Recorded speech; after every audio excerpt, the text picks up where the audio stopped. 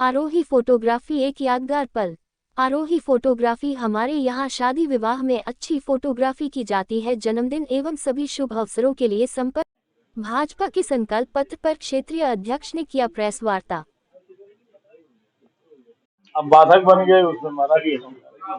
चल जा।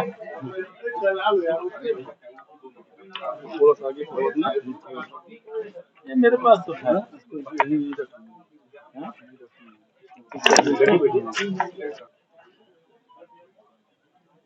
भारतीय जनता पार्टी के राष्ट्रीय अध्यक्ष जी के नेतृत्व में और उस देश के यशस्वी प्रधानमंत्री माननीय नरेंद्र मोदी, कल भारतीय जनता पार्टी का संकल्प पत्र जारी हुआ और उस संकल्प पत्र के माध्यम से इसके पहले भी भारतीय जनता पार्टी ने विकसित संकल्प पत्र के लिए दो तरीके का आवेदन उन्होंने मांगा था। एक, भारतीय जनता पार्टी ने नमो ऐप के माध्यम से और दूसरा वीडियो वैन के माध्यम से। कुल पूरे देश से 15 लाख ऐसे सुझाव विकसित संकल्प पत्र में आए थे। 4 लाख नमो ऐप के माध्यम से और 10 लाख वीडियो वैन के माध्यम से संकल्प पत्र आया था। उसका सार और तथ्य यह था कि देश में विगत 10 वर्ष से माननीय नरेंद्र मोदी जी के नेतृत्व में चली सरकार,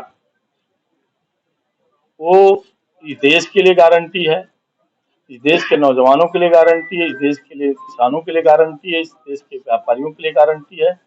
गारंटी यानी गारंटी है।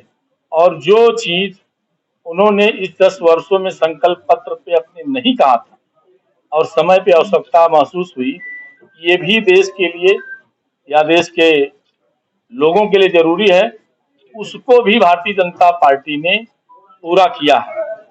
इससे यह स्पष्ट हुआ है कि माननीय नरेंद्र मोदी जी के नेतृत्व में बनी सरकार इस 10 साल में इस देश की गारंटी के रूप में उन्होंने काम किया है।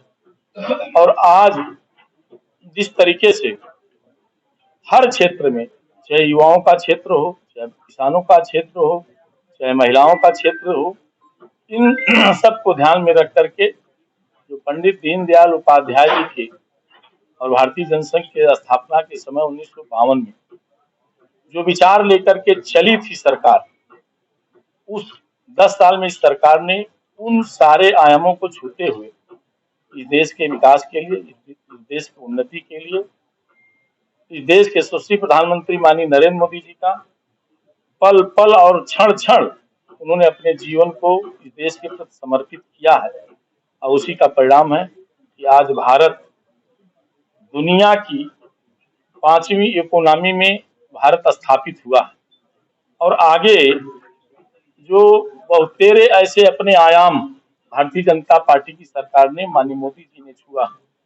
और विशेष तौर पर उनका फोकस इस देश के गरीबों के लिए, इस देश की महिलाओं के लिए, इस देश के युवाओं के लिए, इस देश के किसानों को, उन्होंने 4 वर्गों में इस देश को विभक्त किया है और उन चारों वर्गों के माध्यम से इस देश के समुचित विकास के लिए एक नया रोड मैप तैयार हुआ है। उस रोड मैप के आधार पर अलग अलग क्षेत्रों में जो हमारी सरकार ने, माननीय मोदी जी की सरकार ने संकल्प किया था, उसको पूरा किया है और आगे उसी संकल्प को आगे और ले जाने का प्रयत्न सरकार ने बनाया है। अभी 1 करोड़ लखपति दीदी का लक्ष्य मोदी सरकार ने लिया था। आगामी 3 करोड़ ऐसे 3 लाख महिलाओं को लखपति दीदी बनाने का उन्होंने लिया है।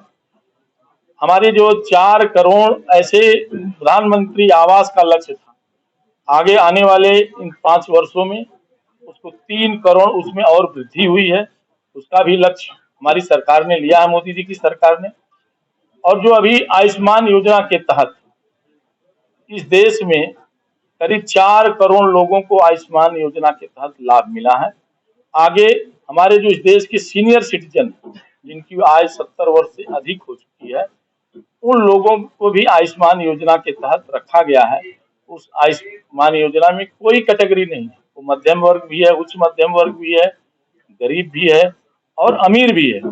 जो समाज का जो ऐसे 70 वर्ष की आयु पूरा किए हैं लोग, उनको भी आयुष्मान योजना के तहत हमारी सरकार ने रखा है। मुझे लगता है कि ये भारतीय जनता पार्टी और माननीय नरेंद्र मोदी जी का जो विकसित संकल्प पत्र है, आगामी इस देश को जो 2047 का लक्ष्य है विकसित राष्ट्र बनाने का, उस लक्ष्य को प्राप्त करने वाला एक विकसित संकल्प है।